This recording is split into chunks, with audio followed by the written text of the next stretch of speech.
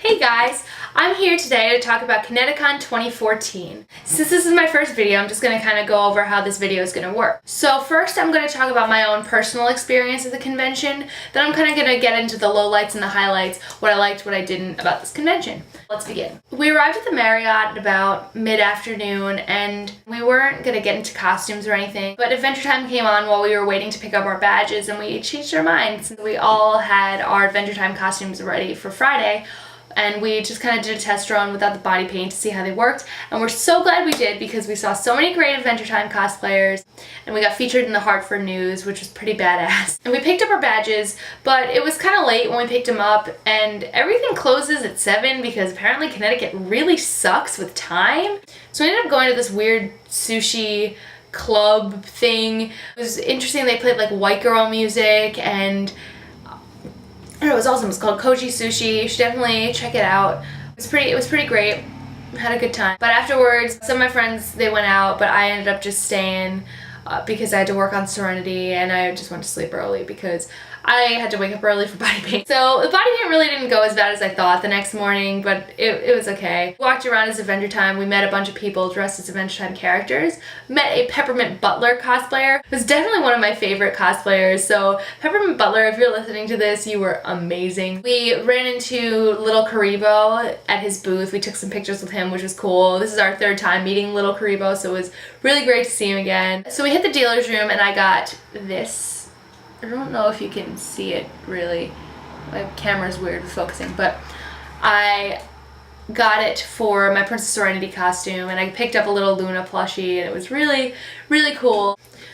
We left the dealer's room afterwards just to do some informal photo shoots, get all of our costumes taken care of. I got some great pictures of my friend Sarah and my friend Penny, and then they took pictures of me in front of the Science Center because P-Bub represents that science community. We got to meet a bunch of little kids, which was really cool. They were all inside the Science Center and we're like, oh, you can come out, you can meet us, and they thought we were really Fiona and Princess Bubblegum, and it was really, really cute. So after our photo shoots, I was really sick of being in body paint, so I switched into casual Usagi, and my friends ended up going to a panel. I'm not really big on going to panels at conventions because I can't sit in one place for too long, so while they were there I just walked around, did my own thing.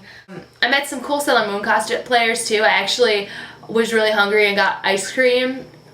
And I met a girl who's also dressed up as Usagi on the line, and we bonded over the fact that we were both so in character. I don't know, it was just a really cool experience. Met a cool Wicked Lady cosplayer, Haru Vamp, who was amazing. Check her workout, I'll link it below. I don't know if anybody else had this experience at the convention center, but it was really, really cold in there. I could not handle being in there for a long time. I ended up completing one of my lifelong dreams and got myself a unicorn kigurumi, which I don't know if anybody knows is the most amazing thing. Definitely get one if you can. You will not be sorry. I just kind of ran around in that for a while, threw on my pink wig and just said fuck it. I'm glad I actually did because we ended up going to a dance party afterwards and I met a girl who was dressed up like Agnes from Despicable Me, and I ran up to her and she just showed me her fluffy pink unicorn and she's like, it's so fluffy, and I'm just like, I'm so fluffy, and we just kind of screamed and hugged and had an awesome time. And I ended up working on Serenity until I passed out at 3 in the morning and somehow woke up at 8:30 to get into that costume. I can't tell you how I did that, but I did. I went to the Sailor Moon shoot for 5 minutes, but they told me the sprinklers were about to go off and there was no way that all of the work that I put into this costume was going to be ruined by the sprinklers, and kind of just ran away as fast as I could. So I'm sorry if I couldn't meet everybody at the Sailor Moon shoot, but I had semi-legitimate reason.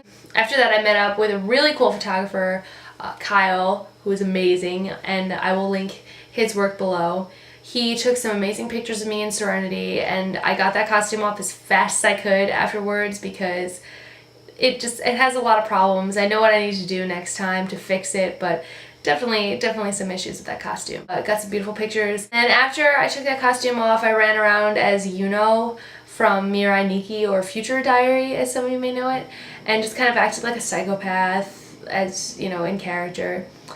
And I took some pictures with some people and it was really fun, very informal. The rest of Saturday was pretty fun and didn't really do anything exciting, just kind of made sure, packed everything up for the next day. And then Sunday came, and I also got into again and borrowed my friend Michelle's sword, which was really, really nice of her. I did a photo shoot with Daniel Lynn, and I did a photo shoot with Stefan LaRoche, and it was really cool. They both took some beautiful pictures, and I can't wait to see them. Now I'm going to get into the highlights and the lowlights of this convention. I'm going to start with the highlights. What I really liked about this convention is that unlike other conventions, it's a multi-genre convention. It was cool because I would be dressed up as Serenity, my friend would be dressed up as Dante, and nobody cared. They'd just take your picture together because it's that kind of place. I also like the amount of families that there were at this convention, that there were a lot of kids and a lot of parents cosplaying together. For example, there was a mom who went as the Ice King and a little girl who went as Finn. And the mom had made plushies of Princess Bubblegum, Lumpy Space Princess, and even Slime Princess, and she put them in this clear bag to look like they were encased in ice, and it was so cool. We got some pictures. Me and my friend Penny were Princess Bubblegum and Marceline, we got some pictures with them, and it was so cool. We also met this little boy who was dressed up as Captain America, and he had the most knowledge of comics I've ever heard, especially for a little kid. It was just very impressive. I was really happy to see some familiar faces from both Anime Next and Connecticon. It's just really nice when you're in a city that you don't really know to see some faces of people who you've seen before and you feel comfortable talking to. It's just wonderful to be able to see some people again. Just so much love for all the support that you guys have given me, seriously. It's just really cool to have people recognize me, and I don't know, I like that. Another highlight of the con was the fact that there were so many amazing guest stars at this convention.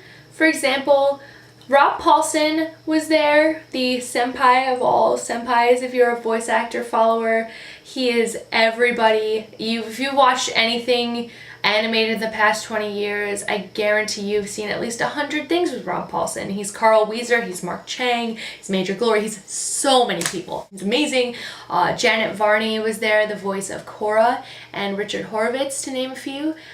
Who he is obviously the voice of Invader Zim, Daggett from The Angry Beavers, we've got Billy from Billy and Mandy, and I was fortunate enough to be able to meet Richard Horvitz, who I was tracking down since Connecticon, and I didn't get to meet him there. I was really upset, but I got to meet him at this convention, and he started doing the Zim voice. I actually started tearing up. I know that sounds really pathetic, but I actually started crying when he did the voice in front of me. Also, he asked to be my name, and I told him my name is Shauna, and he guessed the spelling right. Some of my friends in real life could not guess the spelling right on their 50 millionth try, so the fact that he did, and he had a friend in high school named Shauna, just made me so happy. Afterwards, I met Janet Varney, who is Korra, as I mentioned before, and I was talking to her manager before because I was trying to find a picture of when I cosplayed Korra to show her. She's like, why wouldn't you wear the costume? And I was like, I didn't know she was gonna be here. If I knew she was gonna be here, I'd be Korra the whole time.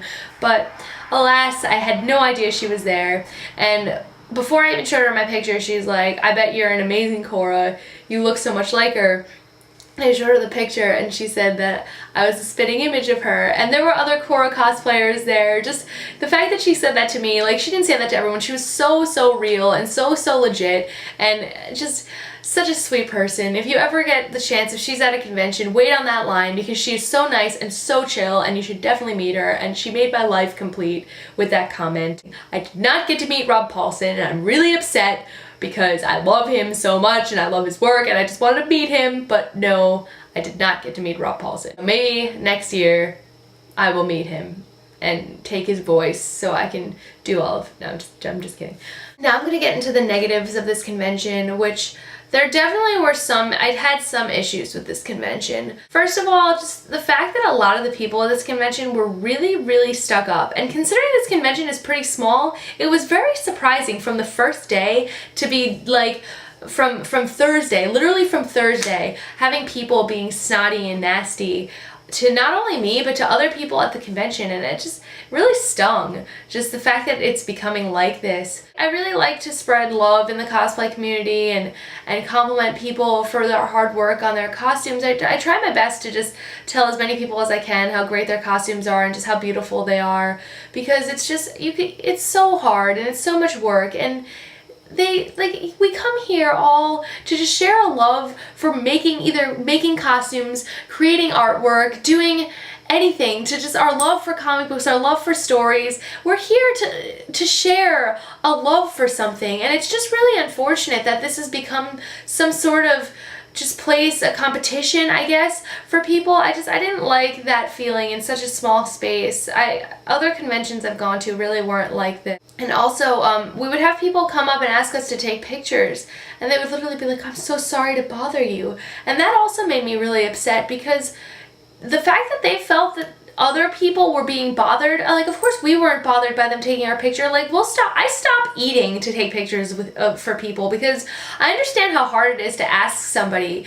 You know, you might have been thinking in your head for 5 minutes to ask that person. I don't want to shoot people down. I just don't feel right doing it. I just feel bad that really, really nice people have gotten shot down by people before us, and we always assure people, like, no, it's okay. You can ask us to take pictures. This is part of the reason why we're here. We're nerds, we're in costumes. We want people who are part of our fandoms to appreciate what we are so we can appreciate their costumes. That's what we do. I don't understand why taking a picture has all of a sudden become such a big deal, I guess. Another thing I didn't like just about the people being rude at this convention is that people had this sense of entitlement, and people seem to forget what lines were. On the last day, on Sunday, we were waiting for our elevator to come, and people would cut the line. They would just push us. And we have heavy stuff. We have all of our stuff with our costumes, with our weapons, and people would just push through to get onto the elevator that would have one spot on it. We ended up getting so fed up that we walked down 15 flights of stairs with heavy fucking shit in our hands. Thank you. Thank you, people, so much. The good definitely outweighed the bad at this convention, but I feel like the bad should not be kind of swept under the rug. I feel like there definitely needs to be a change in this cosplay community, and that people need to stop with the hatred and the nastiness and start remembering why we're here, and that we should love and appreciate each other. That's what we're here for. This is our escape from the so-called cool people who shed on us in high school. This is where we can go to be among our own people and to feel like we belong someplace. And it's just really fucked up that people think that they can take that away. I would go back to Connecticon next year, but only because it's kind of close by to me. Like, I would only go for a day and just kind of drive up for the hour and a half, since it's really not so bad.